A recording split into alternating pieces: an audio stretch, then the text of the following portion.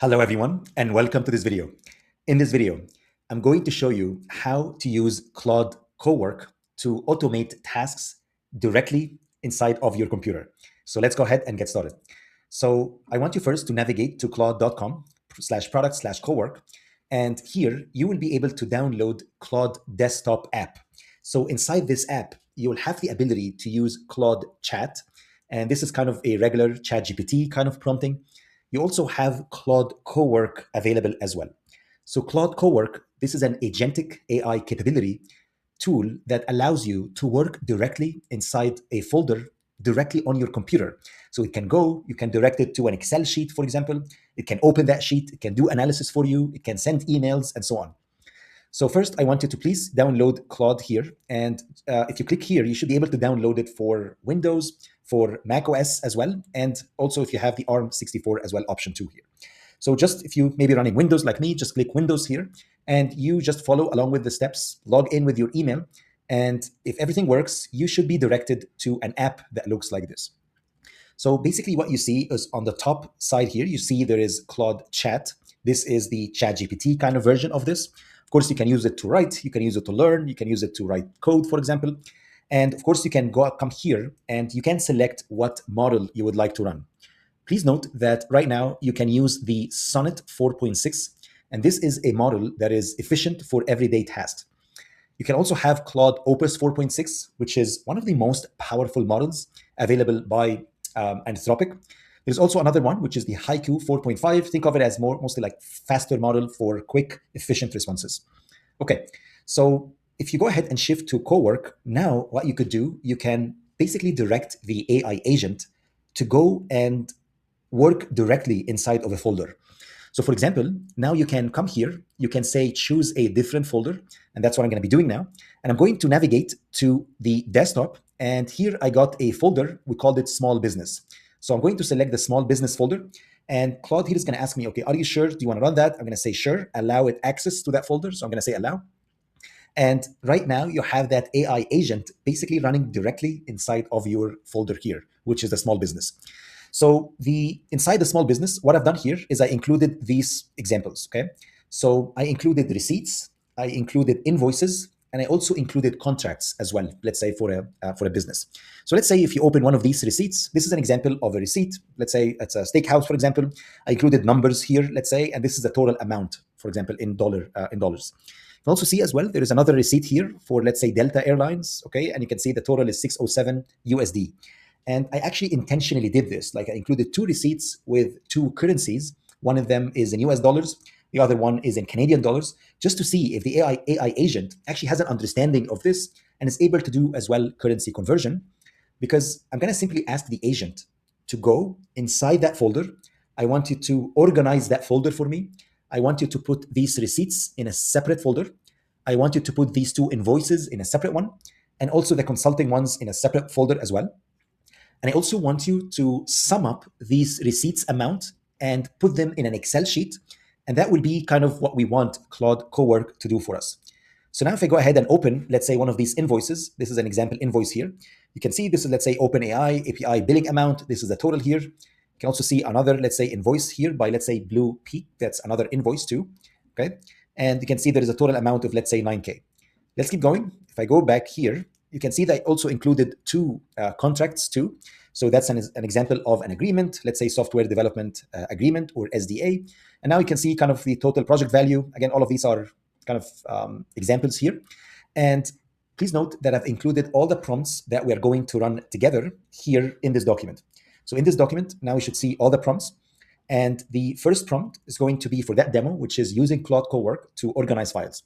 So what I'm going to do here is really, I'm just going to copy that prompt. I'm going to come back here and I'm going to, again, direct Claude Opus 4.6 to work directly inside that small business folder.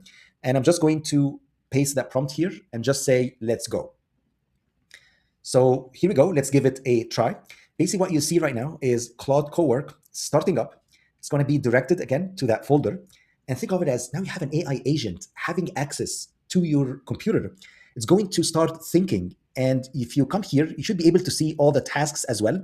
If it starts to create tasks, for example, you can also see it started to read a file. We call it skill.md. And I'm going to share an entire module covering skills later on in the video. But basically, you see right now, Claude Cowork basically creating a tasks here on the right-hand side. It's going to read and categorize all the files. It's going to create category folders and moving files. It's going to extract receipts total. And now you will see that basically it's kind of striking off tasks on its to-do list, which is mind-blowing.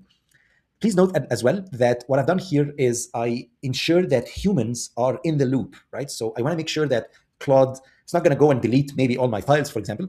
So you can see here it's coming back and it's telling you, okay, I can see all the files. Let me now create the category folders. And it found that, okay, now I need to request delete permission to move other than just copy the original files out of the root folder. So please note that, again, like all of these tools are still kind of under research. And I strongly recommend that you have a copy of any folders or any files that you're working with somewhere else. And what you see as well is actually wrote off these two tasks, allowing me, okay, are you allowing or denying? So I'm going to say, sure, allow. And now it's going to start continuing and working on it. Please note that here on the bottom, you should see context, and now you should see skills. So basically, these agents, how they work, they are equipped with skills. These skills are files, okay, we call them markdown files. Just think of it as just a text file that includes a description of that agent capability. So now the agent can go, it can basically create PowerPoint presentations, write Excel sheets, and so on. And all of these are, we call them skills. I'm going to have, again, an entire video coming up next on that. So it's going to tell me, okay, allow Claude to permanently delete files in your small business folder during this task. I'm going to say, sure, allow. Basically, what it's doing, it is moving these files from the main small business here folder to my newly created folders. So here we go. So now it's going to tell me the 3 doc files appear to be locked, possibly in Word. Okay, that's actually a good point because I have them open. So what I'm going to do is I'm going to go ahead and actually close them because it wants to access them, right? Which is actually quite smart, right? So it actually understood what I mean here. Because I have them opened, it wasn't able to move them. So let's see actually what the agent is going to do. It's probably going to create a copy out of this. So let's maybe, I'm going to close everything. I'm going to close also the consulting agreement here as well, just to make it easier for the agent. And here we go. So it actually seems like it worked. Okay, so now you should see it was able to, okay. It said I created these folders. I included receipts. I have invoices. I have agreements. What it did as well here, it said, okay, receipts total in the Excel sheet. So it got the Delta Airlines, which is 607 USD. Also got the Ruth's Chris, which is around 305. And here's going to tell you combined is 913. And it's actually telling you this mixes USD and Canadian flagged in the sheet. So actually understand that these two are two different currencies. Please note that all these LLMs or large language models, they have seen the entire internet. So they have seen every single Wikipedia page. They have read every single dollar amount available on the web. They read every single news. So they know the idea or the meaning of currencies, that USD and Canadian are different, and so on. What you see as well is if you go on the top right corner here under progress, now you see all these tasks that the agent created. For example, you can see that it read and categorized all files here. Okay, it create category folders and move files, extract receipts, create an Excel sheet, and verify Excel output has no errors. Okay, so one point before we actually go ahead and open what Claude did for us, you will find that always at the end, it has that verification process. Think of it as you have a brain, right? And this is the Claude Opus 4.6, which is powering one of the AI agents running behind the scenes. But what these models work, they work in what we call it evaluator optimizer loop. So think of it as basically you have the agent generating an output, and it's going to do a self-reflection basically loop. So that means it's going to go and it's going to reflect on its output. It's going to go make sure that the numbers make sense. And we found that just by running this agentic loop here, by an agent generating an output, and then another agent actually basically evaluating that response and making sure that everything works, dramatically improves the agent output and agent performance. So now let's go ahead and head back to our, okay, so this is a small business folder here.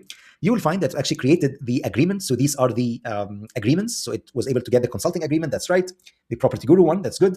If you go to invoices, now I should see these 2 invoices here have been categorized too. And you'll also see the receipts as well. So it was able to put the receipts in the right folder.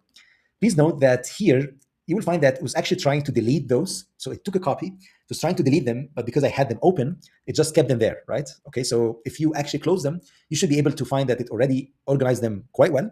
And then let's open the receipts summary and let's see. And here we go. Now it was able to extract the amount. This is the amount here.